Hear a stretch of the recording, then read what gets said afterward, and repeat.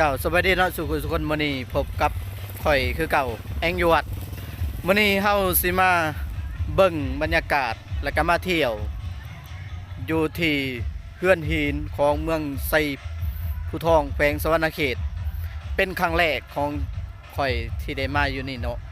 และเป็นจังได๋ก็พวกเฮาสิพาไปเบิ่งบรรยากาศหรือว่าไปเบิ่งว่ามันมีหยังแหน่เนาะเดี๋ยวเฮาสิไปเบิ่งนำกันเนาะไปเบิ่งกันเลย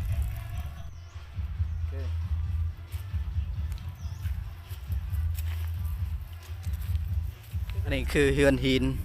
ที่เฮากำลังครั้งแรกเนาะเนี่ยทันใดก็เฮาก็เดี๋ยวสิพากันไปเบิ่งนี่เฮากำลังมาเลาะเนาะอันนี้คือเฮือนหินได้เพิ่นก่อแบบวัดภูจำปาสักเนาะทรงมันจะเป็นวัดภูจำปาสักเฮาก็มาครั้งแรกว่าสิเป็นจังไดเนาะอันนี้ก็เป็นเฮือนที่เป็นแบบเพิ่นก่อแดดได้จังหน่อยเพราะว่าเฮามายามแดดนี่เดี๋ยวเฮาสิไปเบิ่งอันนี้ความ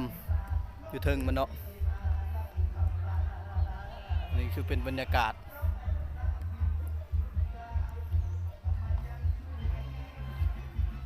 เป็นเห็นบอกอันนี้เฮากับบ่ฮู้จักมันสิใหญ่เนาะเพราะว่าเฮากับมาครั้งแรกเดี๋ยวเฮาสิพากันเบิ่งด้านมาว่ามันเป็นจังได๋เดี๋ยวเฮาจังหน่อยเฮาสิเข้าไปได้อันนี้เฮาเลาะมาเบิ่งอยู่ด้านนอก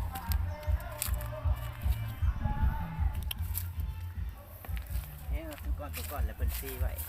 ให้เราขึ้นเลยเห็นว่ายาสังเกตเบิ่งนี่มันเป็นสิห้ามง่ายๆได้เลยเจาะเป็นหูหนึ่งขึ้นเอาขึ้นเอาเชือกดึงขึ้นต่ออันนี้ตัวอันนี้เป็นเมนรุ่นเก่าเนาะนี่แมนมัดเนี่ยโอ้แมนมัดออกแบบได้ประวัติศาสตร์คนอยู่ข้างมึงนั่นโอ้เดี๋ยวเฮาจังหน่อยเฮาสิไปถ่ายเบิ่งเนาะตอนนี้เฮาออกเลาะเบิ่งอ้อมเดี๋ยวเฮาสินอนเฮาสิไปอุ๊บใส่อันนี้เขาให้จกบ่จกพอแล้วจกบ่ถึงดอกถึงนั่นแหละคนมีบุญจกเอาตุ้งน้ำไม้ก็ได้งานแหละจกได้พอดบ่ดินนั่นแหละกำดินขึ้นมาพร้อมบ่ถึงจกบ่ถึงอันนี้แล้วอันนี้แหละหลายคนเสียเขาหน่อยโอ้กระซื้อจกเทิงกูให้เงินโอ้มึงเด้เดี๋ยวเขาสิเข้าไปในเนาะหลังจากเขาเลาะไปนอกไปข้างนอกเดี๋ยวเขาสิเข้าไปใน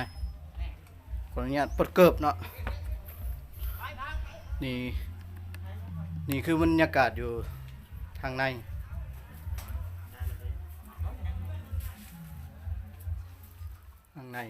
มีพระพุทธรูปเนาะนี่คือบรรยากาศทางในที่ศักดิ์สิทธิ์แล้วก็เพิ่นกราบไปสาธุอันนี้เฮาได้บรรยากาศเดี๋ยวเฮาสิให้พาเบิ่งทันเบิ่งบรรยากาศทางในเนาะ